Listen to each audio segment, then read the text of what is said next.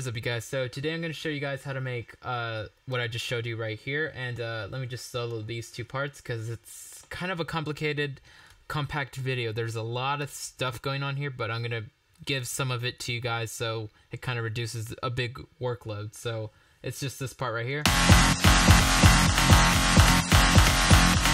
And it's specifically just this right here. So I'm going to give you guys 3 massive patches. That's from the first group, and then that's pretty much all you need.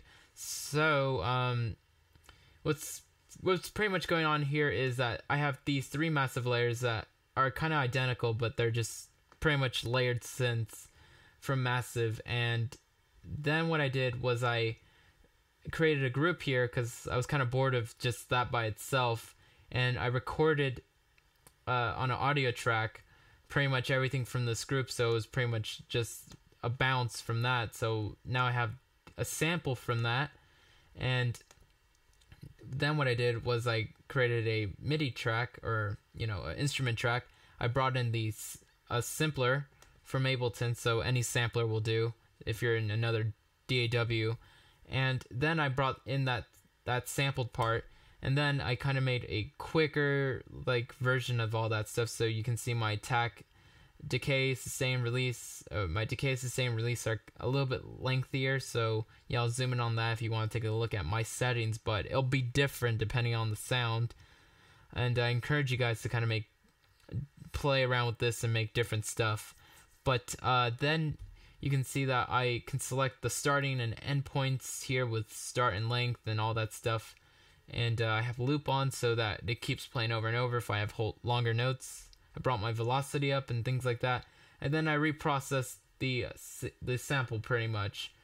And then after that, there's just a sub. So this sub is already on my Facebook page already. So if you download my K-Sade Bank update version, you'll get 99 presets in my bank for silent, and you just go preset 2. I added a reverb to this. I brought pre-delay and dampening all the way down. Dry wet is at 21%, and size is at less than 5. So it's just a sub to follow along with what I'm playing up here. So it's just this. It's just playing the same rhythm as what's going up here. So it's just following those notes, but in a lower octave. And then there's this. Now I want to make a point really quick before I continue with the video. So because I sampled this, I know people are going to say, well, why'd you do that? So I'm going to take these same notes and I'm going to paste it over here. So I'm going to put it over the massive stuff. So it's going to be the same stuff. Let me just put in the right key, or the right note, because when you use a sampler, the root note is C3. So C3 is the note that plays the original sample. So it's playing the same key pretty much. Now that I'm back in massive, I need to put it back in F for it to be playing in the F minor. So anyway, so let me bring this back here, and we're going to play this. Actually, I do need to go down an octave, so whoop. And these are all playing the same notes here. So that's what's being played up here. Now, I could not get that to sound like this. It's playing the same thing pretty much because it's being played in the same F key, except on the sampler the MIDI notes have to be C3, but it's playing the same thing up here. So it's pretty much the same thing. It's just that this bounce version got reprocessed and all that stuff, so it sounds a little darker.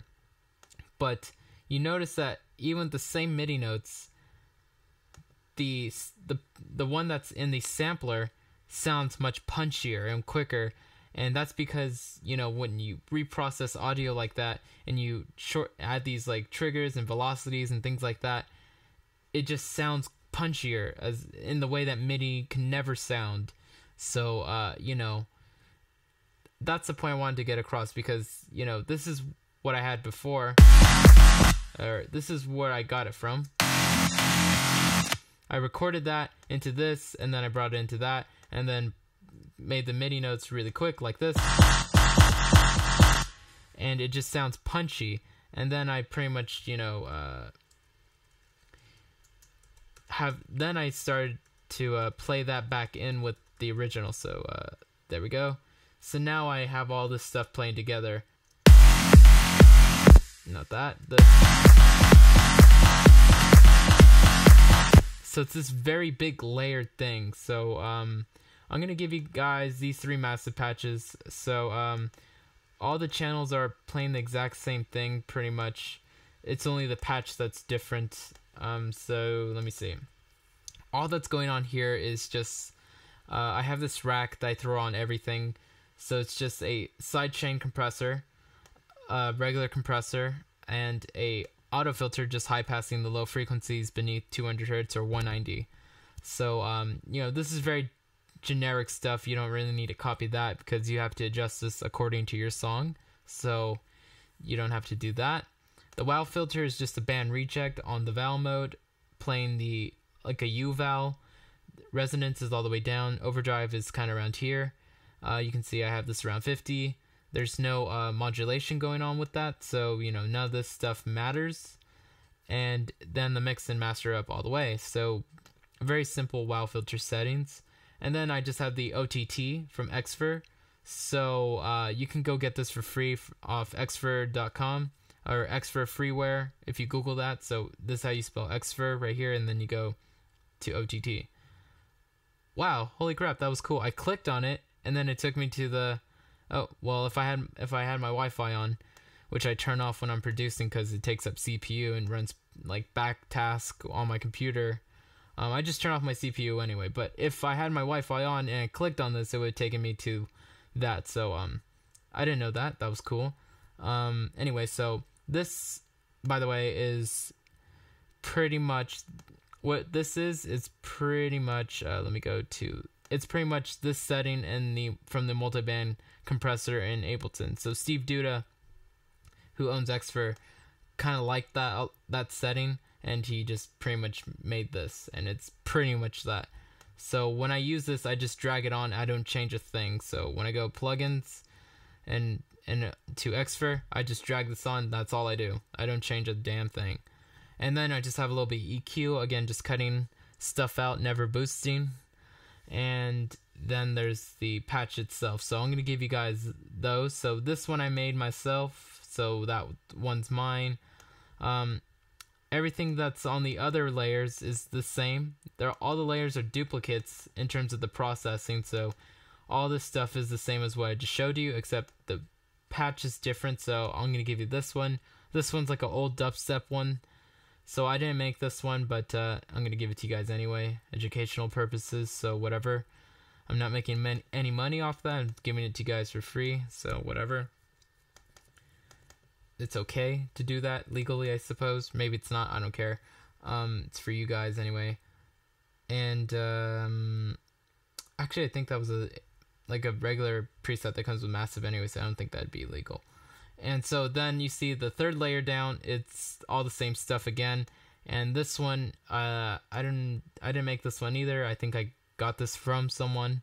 So I'm going to give you guys that one as well. So all these layers is pretty much my electro industrial techno kind of style lead. And then there's, you know, the growly vowel type stuff. And you'll notice that that's mixed like 10 dB lower than my industrial lead. So this is at negative 13 dB, and this is at like negative 24 dB. And then there's this thing that just has an obscured like growly, not growly, I mean like it's really diminished sounding, so it's an interesting layer. It sounds like it has like it's being bit crushed and things like that, so it's an interesting layer to complement these other two when they're all combined together. And this bottom layer is mixed 3 dB lower than the first layer, so that's at negative 16 dB, this is at negative 13 dB, and this is at negative 24 dB. And of course my group has a little bit of auto filter, just high passing those low frequencies. As an EQ, cutting out like the 1K region, because this sounds very messy when it's all together, so you have to EQ this, because if I turn off this EQ, you can kind of hear the difference there. So you know, it just got to cut out that 1K stuff. And then all this stuff is from How to Make Awesome Sweeps. That's another video. It's not part of the sound design. So all this stuff, the presets I just showed you, I'm going to give you that. And then I showed you the processing that went into each of those, because they're all the same, so I only had to show it to you guys once. And then to record it, you just make an audio track, and you pretty much go to, you know, right here. So audio from, pretty much. And I selected group 10, which was the group that I had all that stuff playing. And then I just armed it, so I made sure that this is off, so I don't get any weird feedback. I'll unsolo that, not that matters. And then I'll just press record again. And then you can see if I solo this, it's just playing that pretty much. So this recording right here is all that stuff up there. Then that's when I brought into this to the sampler, and then I did all this stuff. So again, you can see I did these crazy cuts because it was very noisy and I really wanted to darken it a bit. So you notice I never boosted. Boosting is pretty much when you go above the 0 line, so that means I'm adding more volume to those frequencies, where cutting is just taking out those frequencies that was just taking out frequencies, and that is much better than boosting, because boosting adds phase and it's weird sounding, and cutting is more natural and you're just taking out the parts that you don't need, where boosting you're adding shit that wasn't there before and it's not needed really sometimes. So you know, all this cutting looks ridiculous, but that sounds good. So if I turn this off, actually if I play the right part as well,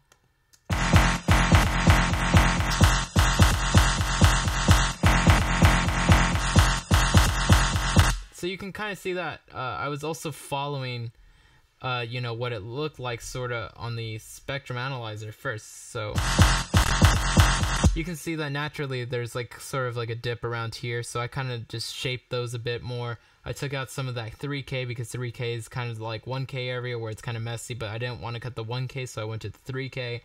I added a bit of a low pass, just cutting out the high frequencies. Then I added a high pass to cut out the low frequencies.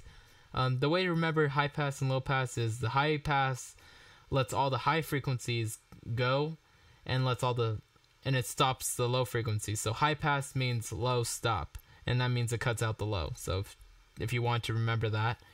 And so that's what I did there. And then just add a little bit of reverb, minimal settings like 18% of dry wet. I brought the diffuse down to -1 dB, brought reflect up all the way, decay time is at 1.47, and I turned off spin and chorus, brought the pre-delay all the way down, and you can see that I just have the input processing on, and this is around 12K to like around 7K, so I don't know how the low side is higher than the high side, but you know, it just basically looks like that. And so that way I don't have reverb on the low frequencies, so you know, it keeps it cleaner. And you know, 18% is already kind of a lot to me, because usually when I add reverb to have it there to be subtle, you know, it's usually around 8%, but you know, 18% is kind of where I have this at. And then everything else you see is just, like I said, it's not like any of this stuff is like distortions or, you know, saturators and things like that are part of the sound design. This is just kind of here for the mixing stuff, like compressing it more, EQing and filtering, and only the reverb here is the only thing that's really there to add space. And then I just have a sidechain, like I said earlier, on the group. So then when I added the layer, the sub to this layer and this version of it, it all sounded really cool. And I was originally just gonna have this, I was just gonna delete the original massive stuff and just have it play like this. And then I found it really cool to add the originals back in because they're playing much longer notes than this, and this is already quick and choppy. So when I layer them back together,